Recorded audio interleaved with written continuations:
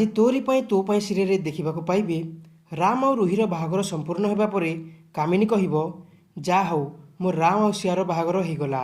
ଆଜି ମୋ ଦେବୀ ମା ମୋ ସବୁ ଇଚ୍ଛା ପୂରଣ କରିଦେଲା। ଧନ୍ୟବାଦ ଦେବୀ ମା, ତୁମକୁ କୋଟି କୋଟି ଧନ୍ୟବାଦ। ତାପରେ ପଛପଟୁ ଚିକି କହିବ, ନିଶ୍ଚୟ ଇଂଲିଶ ମିଡ଼ିୟମଙ୍କ ବାହାଘର ହେଇଛି ଜେଜେମା, କିନ୍ତୁ ରୁହି ସହିତ ନୁହେଁ, ମୋ ସହିତ, ତାଙ୍କର ପ୍ରକୃତ ସ୍ତ୍ରୀ ସହିତ। ତାପରେ ଚିକିକୁ ସମସ୍ତେ ବଧୂ ବେଶରେ ଦେଖି ଆଶ୍ଚର୍ଯ୍ୟ ହୋଇ ପଡ଼ିବେ। ତାପରେ କାମିନୀ କହିବ, ତୁ ଏତେ ବଡ଼ ଧୋକା ଦେଇଛୁ ଆମକୁ। ଏହା କୋଉ ପ୍ରକାରର ଡ୍ରାମା? ତୁ ଶେଷରେ ଏତେ ତଳକୁ ଖସିଗଲୁ। ରାମକୁ ପାଇବା ପାଇଁ, ଏ ସମ୍ପତ୍ତି ସବୁ ପାଇବା ପାଇଁ ଶେଷରେ ଧୋକା କରି ମ୍ୟାରେଜ ବି କରିଦେଲୁ। ତାପରେ କାମିନୀ କହିବ, ବାରମ୍ବାର ଏ ଝିଅ ମୋ ମାନ ସମ୍ମାନ ଆଉ ଇଜ୍ଜତର ସହ ଖେଳି ଚାଲିଛି, ଆଉ ଆଜି ଏ ବାହାଘରକୁ ମଜାକ ବନେଇ ସାରିଛି। ଘରେ କେବେ ବି ଖୁସିର ସମୟ ଆସିବନି ଯେ ପର୍ଯ୍ୟନ୍ତ ଏ ଚିକି ଏ ଘରେ ଅଛି। ତାପରେ ଜେଜେବାପା ଆସି କହିବେ, ଏବେ ତ ମାନିଯାଉ କାମିନୀ, ଦେବୀ ମା ରାମକୁ କେବଳ ଚିକି ପାଇଁ ହିଁ ବନେଇଛନ୍ତି।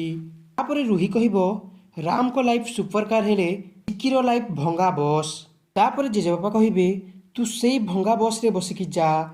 ରାମ ପାଖରେ କେବଳ ଚିକି ବୋଉମା ଶୋଭା ପାଉଛନ୍ତି, ତୋ ଭଳିଆ ଆଜିବାଜି ଝିଅ ନୁହେଁ। ରାମ ଆଉ ଚିକି ସମସ୍ତଙ୍କ ଆଗରେ ସାତ ଫେରା ନେଇ ସାରିଛନ୍ତି।